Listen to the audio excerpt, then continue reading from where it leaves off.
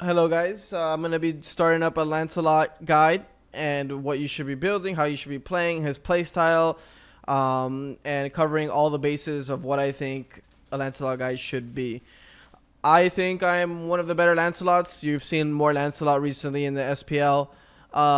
It's usually just about the way you rotate your kit and how much damage you get out. Some people think he's bad. Some people think he's good. I've been saying he's good for I don't know how long. I'm probably the only person that has been saying he's good this whole year. Even at SPL play-ins, I played Lancelot and dropped like 23 kills at that play-ins.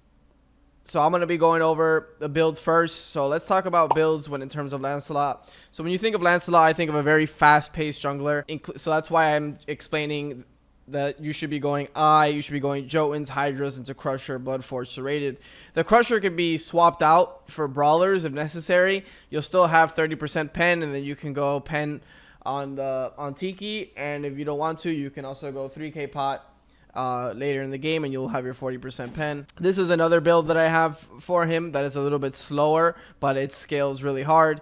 Transcendent, Soul Eater, Hydras into Heartseeker into Serrated. You have your 40% pen. You have a lot of sustain in the jungle. You have very, very, very high power. Only thing you're missing out on is Bloodforge, and the reason I think Bloodforge is such a good item on Lancelot is for one very specific reason, is that you get a shield. And what does this shield do? Alright, for one, Lancelot is a great Bloodforge user. When you ult in, you're going in to confirm a kill usually, and that means you'll be able to get the Bloodforge. Not only that, the Bloodforge shield acts as a shield on top of your horse. And what does this mean is that when you get on your horse, post Bloodforge shield, they have to get through the Bloodforge shield to knock you off your horse. So if you guys did not know that, now you do. That's some pretty sick tech. So a lot of people usually, when they get back on their horse and they're about to take damage, they use their up down right away, their 2. That is not necessary when you have your Bloodforge shield. You can take a bit more damage as your shield starts to regenerate. Lancelot has gotten buffs throughout the year. He has gotten a buff on his passive. He got a big buff recently on his the CD on his 1, and they also buffed his shield regeneration on his 3. So there's a lot of buffs going around throughout the year to make Lance much stronger. I already thought he was strong before all these buffs, but when you add all these buffs together, he is definitely one of the top junglers right now. So here we're gonna go over some of his play style. We're gonna be going over some of my games, my YouTube videos. If you guys have watched it, I'm sure you guys have watched some of it. So his early game. Let's talk about his early game first, right? He is a pretty strong early game jungler. So his damage isn't as high as, I guess you would say, maybe a Willix. Willix burst is pretty high. But compared to like maybe Thor, Hunt Bots, it's still pretty high. So the reason Lancelot's damage is so high is that if you cycle your kit properly with your horse, you can get multiple instances of damage. So what does this mean?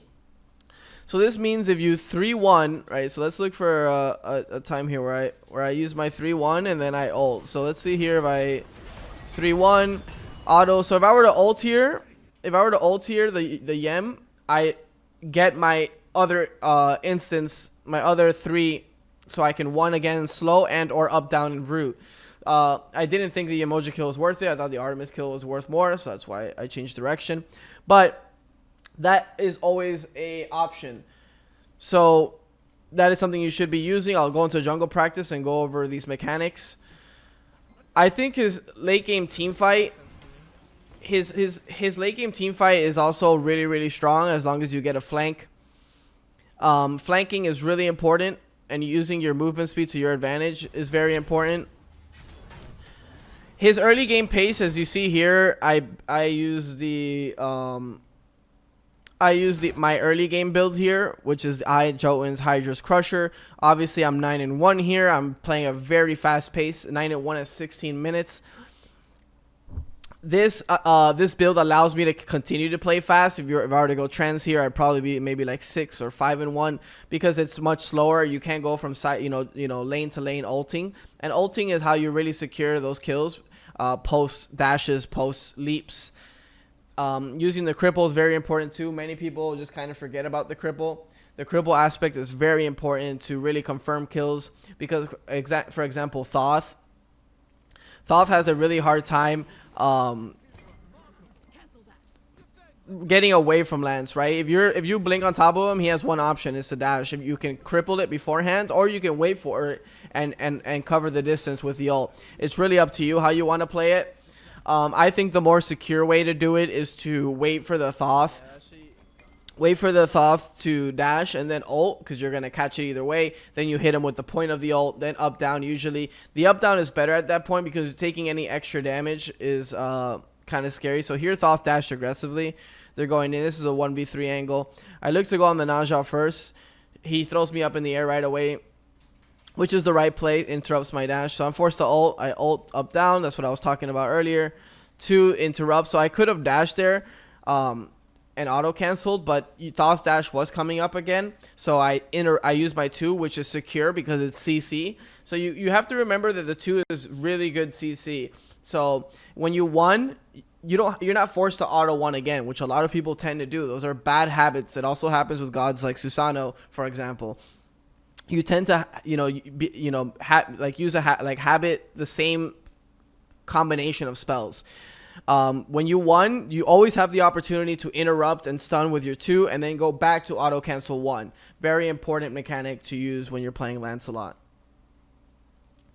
Always getting your autos. You see, you're not always. Another thing is you're not always forced to auto and then 1. If you can squeeze in another auto. So here you see I squeeze in another auto before they get out of distance for my next dash. That is really good too. Sometimes people tend to juke side to side or in circles and allow you to auto them a bit more. So understanding the time frame of your 1 is really important. Very similar to Achilles 3. Another mechanic that I really want to talk about here is that you see how I could have slowed there, but I used my 3 to, I'm pretty sure I died here, but use my 3 to root and reposition in front of them. I actually almost turn it. Check this mechanic. Actually, I do turn it on this guy. So the up down on the Naja Sash, another big mechanic that I want to explain to you guys is that when you get stunned, it interrupts his horse. Yo, Beast, thanks for the 3 months. Appreciate you, my dude. It interrupts the horse. So with that being said, understand your counter picks. Understand when to pick him. If they have Thor, Naja, Surtur, Artemis, we're talking about 4 or 5 stuns that will pull you off your horse and limit your damage.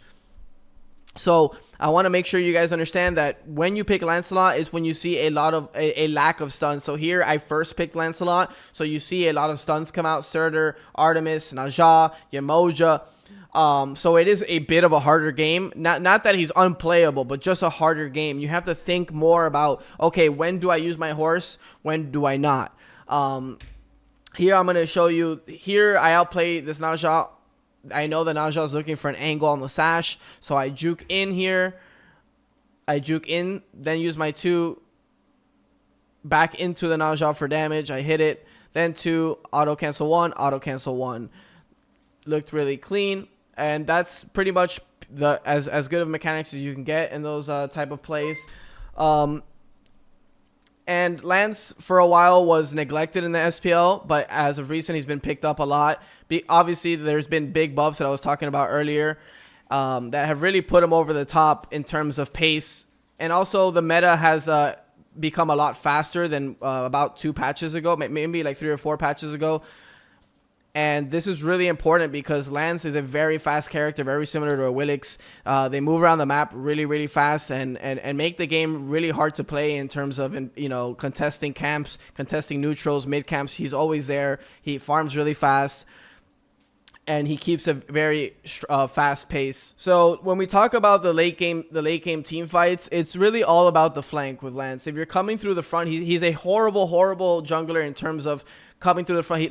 For example, like Thor, right? Naja, Ratatasker. These guys are very good at coming from any angle that you want. You can start the fight from the front. You can start the fight from the back. You can get up in the air. However it is that you want to start the fight with his assassin. Lance is not typically play like this. You want to get the flank, you want to get to the back line because that's where you peak.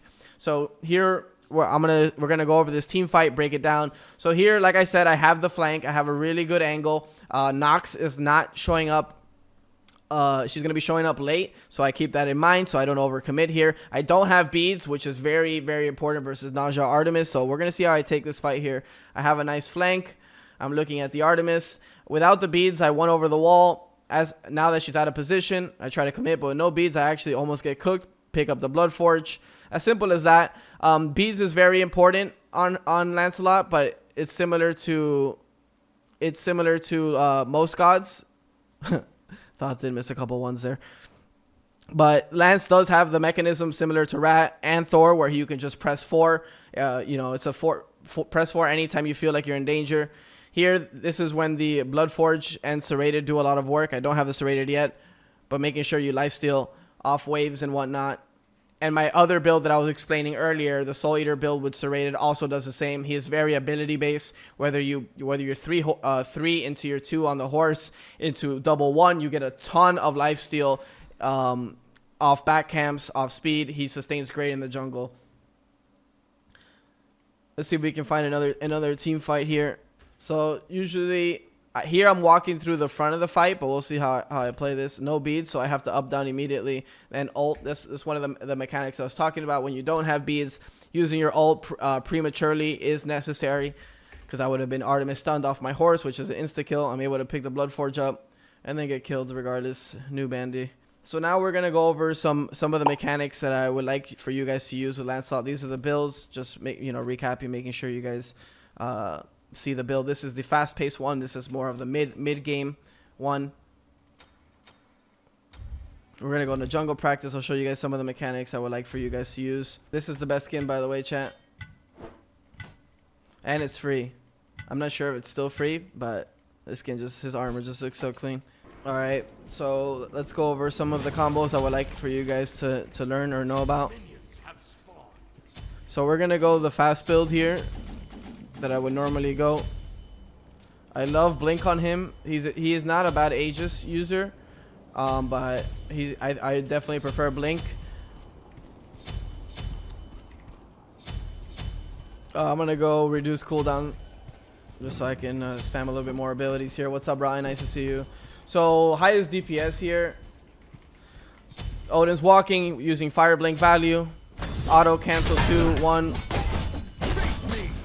And then one of the important mechanics about Lancelot is when you're on your horse, making sure you get double value here. So like I said earlier in the video, getting double value. So here I'm gonna 3-2 or 3-1 this Odin. Auto. I don't have horse.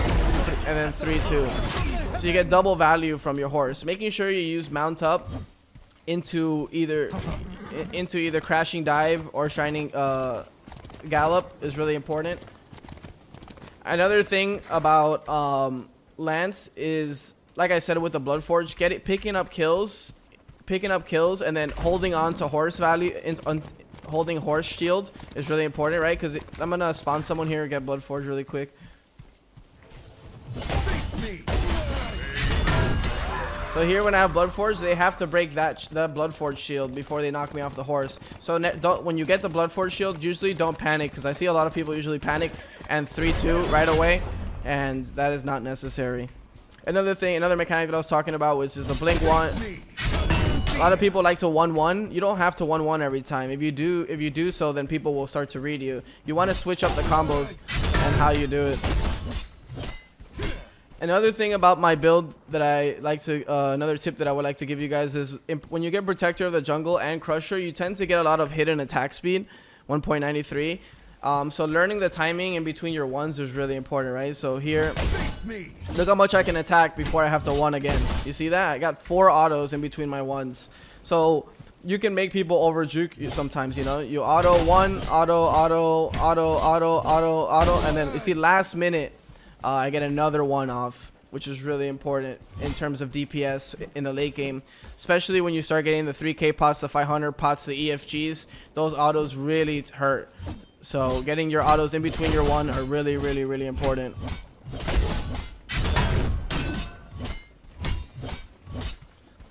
And I think that's probably all the tech that I can really give you about Lancelot. I'm trying to think of more things that I can The difference between Serrated and Heartseeker builds, so this build has no Heartseeker, and he's a great ability user. So if there is like 3 tanks, which there tends to be a lot in this meta because of breastplate glyph and whatnot, Heartseeker is a really good option. So if you wanted to change this for Heartseeker in the late game, it's not bad at all. The only thing about Crusher that I really like is there's high attack speed, and since you have Serrated and you can lifesteal a lot. So I'm gonna go take damage and then show you guys how good the lifesteal is on this build with this character.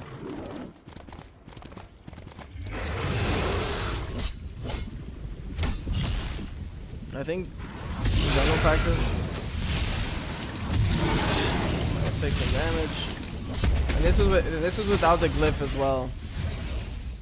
I guess another tip that I can give you is don't panic your 3. I see a lot of people do that. So I know I'm about to take damage. Don't get on your 3 right away because it's a small little damage. You know, Thor hammer, Thor spin, Thor auto, any type of damage is gonna take you off your horse. And if they take you off, oh, I'm healing, GG. And if they take you off your horse immediately, your fight is really exposed. You're forced to ult off the bat. So you want to be, you know, you want to get space when you get on your horse. But oh my god, how do I get here without taking? I guess I'll show you. Look how much health I'm at. We'll spawn a speed buff here. Just show you what the Serrated Bloodforge build looks like.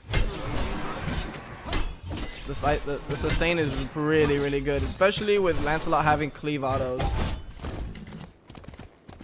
Hope you guys enjoyed the guide. I try to pump as much information as possible in as little time as possible. So thanks for watching. Hope you guys enjoyed the video, and hope you guys are a better Lancelot because of this guy. Let's go.